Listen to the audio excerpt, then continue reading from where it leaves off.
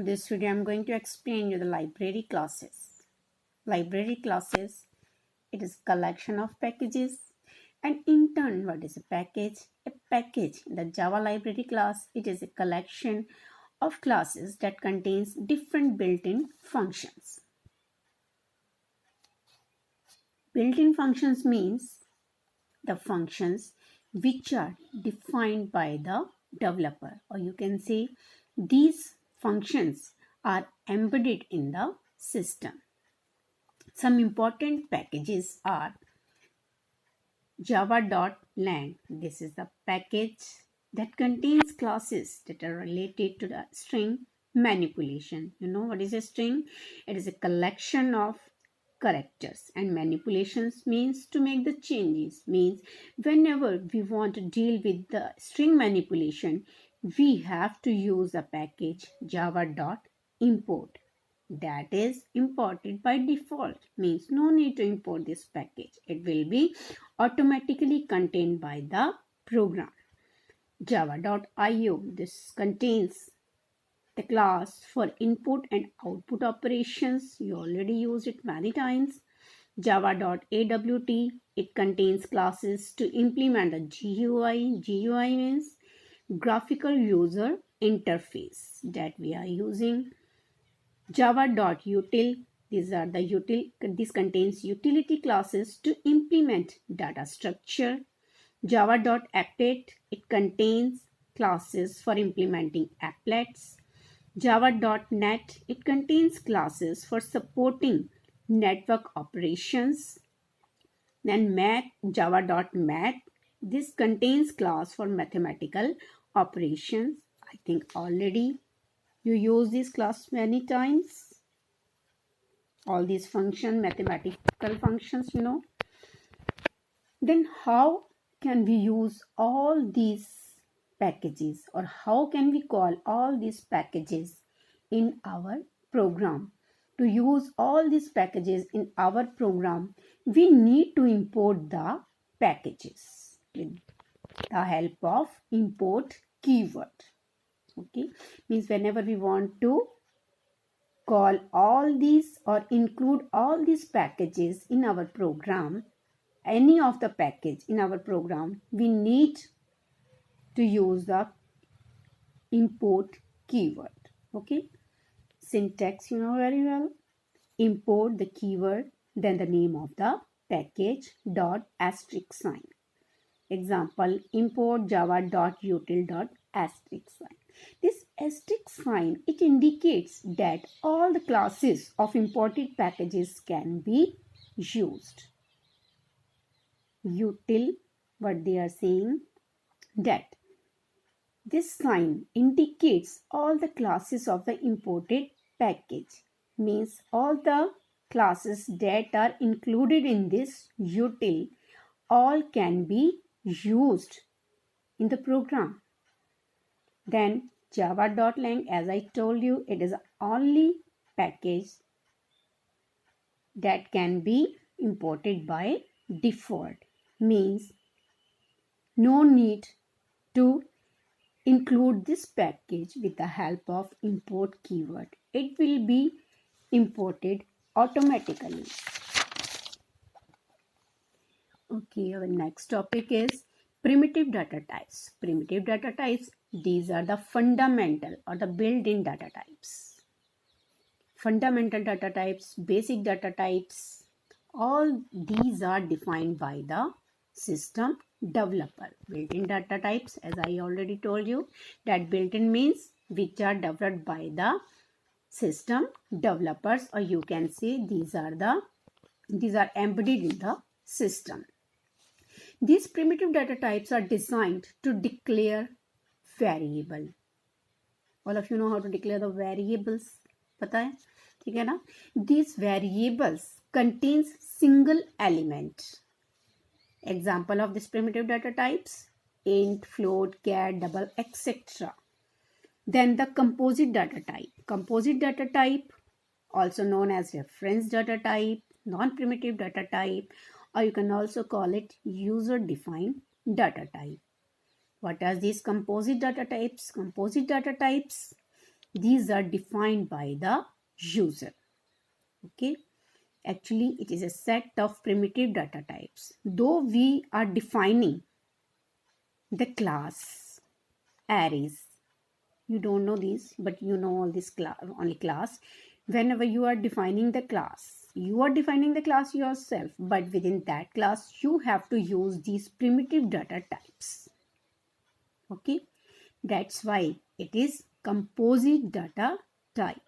Though it is defined by the user, but within the class, it needs these primitive data types. That's why it is known as composite data type. Then our next topic is wrapper classes. Wrapper classes, these are the part of JCL, Java Class Library, java.lang. It wraps the primitive data values in objects. Means all these primitive data values like int, float, char, double, long, etc. all are wrapped in the form of object. Now, what is the need of these wrapper classes? In Java, these wrapper classes serves two primary functions. What are the functions? First one is to store the primitive values in the objects. Means all these primitive values will be stored in the form of objects with the help of these wrapper classes. Second one is to convert a string data into other primitive data type and vice versa. With the help of these wrapper classes, we can easily convert primitive data type to string data type and string data type to primitive data type. Sometimes we need this thing, this conversion, this type of conversion in our programming to solve the purpose. There are 8 wrapper classes: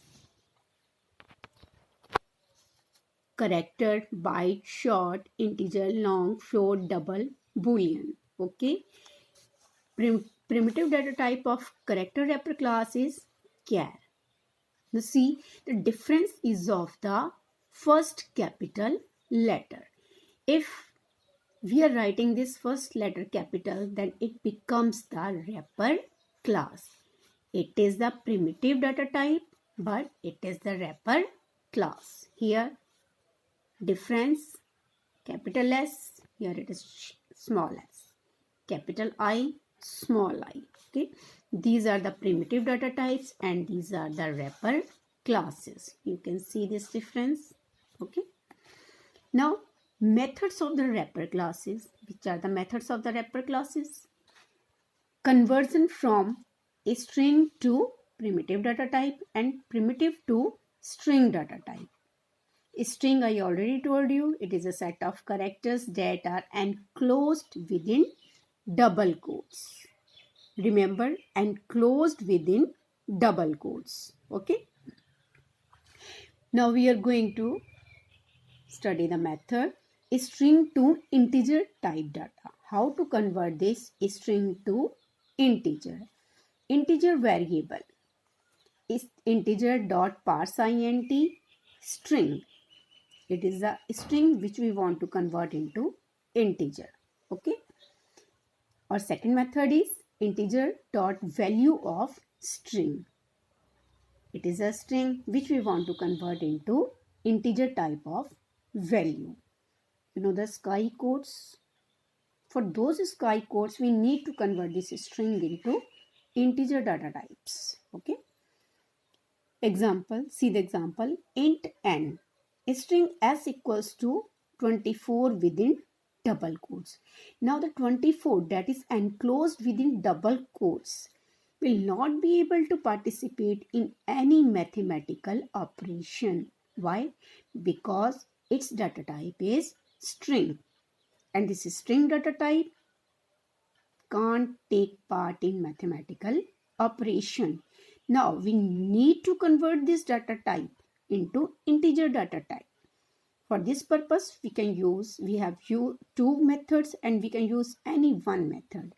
N equals to integer dot parse int s. S, it is variable, string variable in which this value is stored.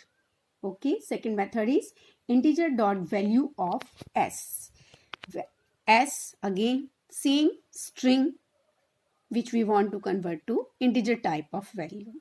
With both these methods, we can use any one method to convert this string value to the integer type of value.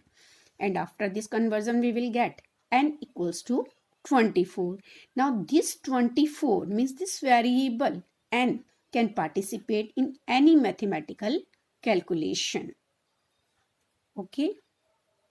Why we need to convert this 24 into string 24 into integer 24?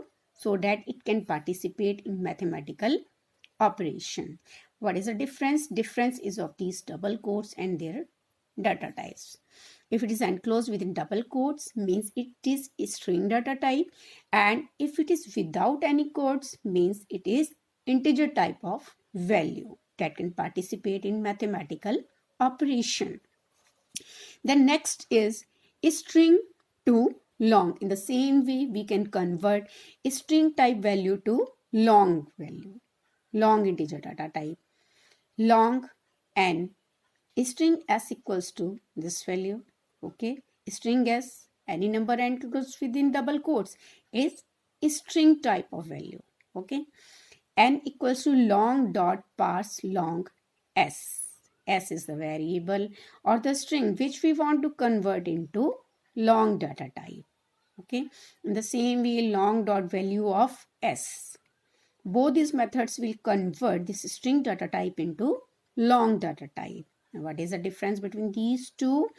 This number enclosed, which is enclosed within double quotes, can't participate in mathematical operation, while this number that is without double quotes and enclosed in any integer variable can participate in mathematical calculation. Now you can see we can easily convert wherever we use this long. We can use float, we can use double also to convert this string type of values to float or double type of value. Okay, method is same. Float dot parse float string. It is the string value that we want to convert to float data type. Okay, double dot parse double. Method is same for both. Then conversion from primitive to string data type. Now we convert string to primitive data types. Now we are going to convert primitive to string data types. First, integer to string type. Integer to string type variable. We have only one method for this purpose, that is string variable equals to integer dot to string int. Okay, this is the variable in which integer type of values is stored and that we want to convert to string value,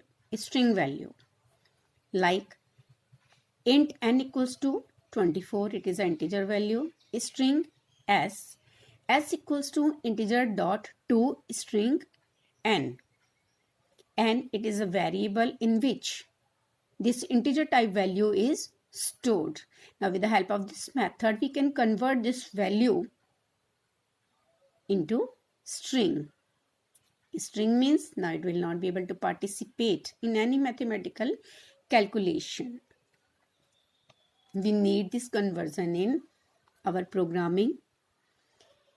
In the same way, we can convert long data type to string data type, like long dot to string n.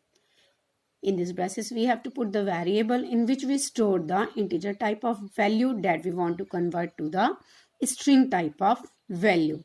In the same way, float data type to string data type and double data type to string data type. Float dot to string and double dot to string n. We have to change their data types in which we want to convert. Okay. Enough for today.